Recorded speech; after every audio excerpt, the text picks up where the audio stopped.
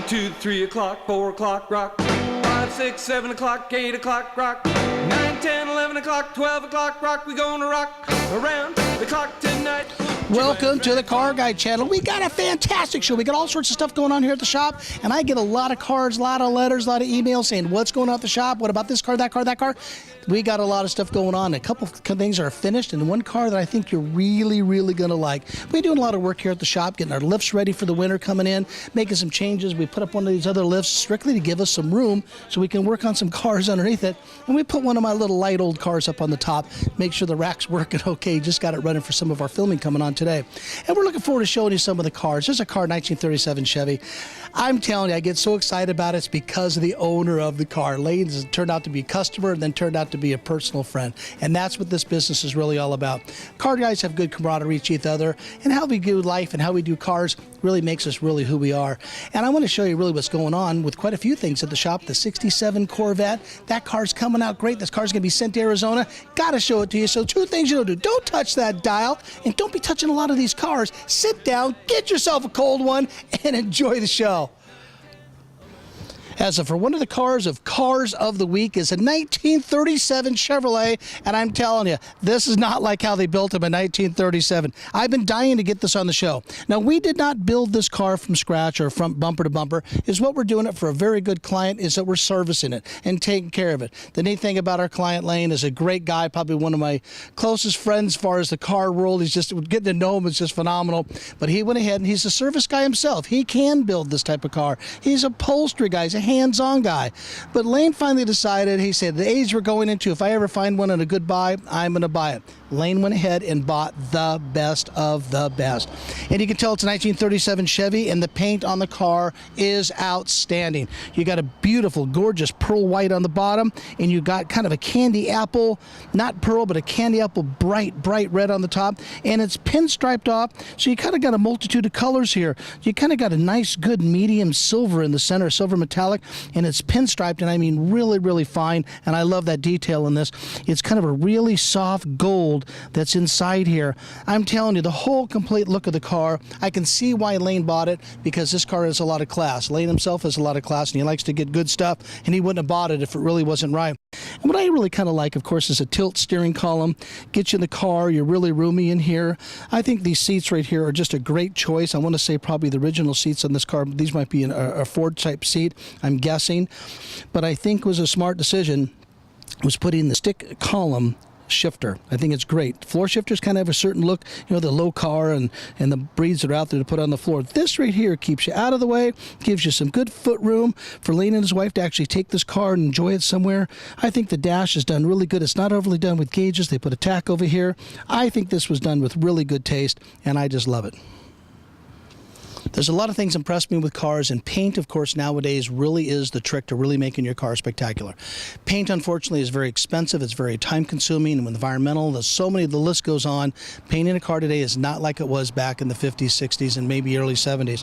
But when you look at the colors in this car and the workmanship that went into it, I'm going to go right down the line here. To me, this is kind of a ruby red.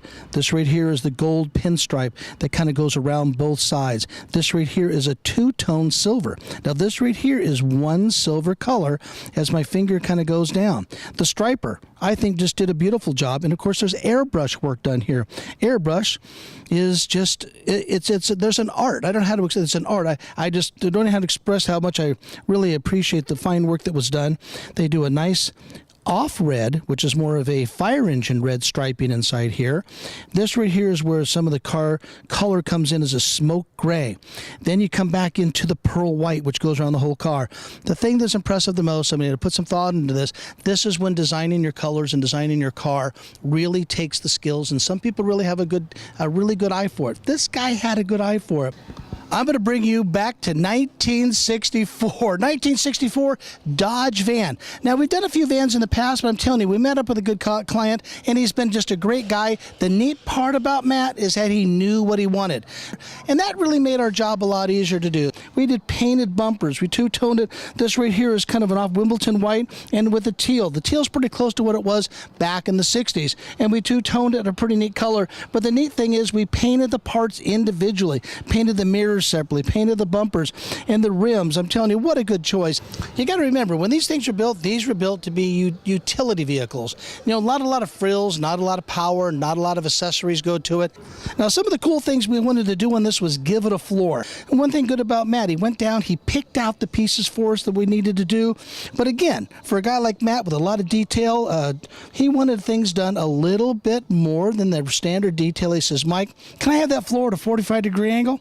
I looked at him and said, if that's what you want, that's what I'll do. You're going to see speakers on the very bottom here, all speakers all the way around. He kind of knew what he wanted again, and that helps anybody out. Designing the seating in here was really a little bit of a challenge because we had to make it curved. Now, Bobby at Mountain View Interior was the one who really polished off all the quick design and decided where to two-tone. Matt wanted the white seats and the teal on the sides with a stripe that goes across like a band all the way around on the seats. Getting close to finishing projects in the shop. I'm so excited about this project. This was an old car of mine, and the car is going to be going to Arizona.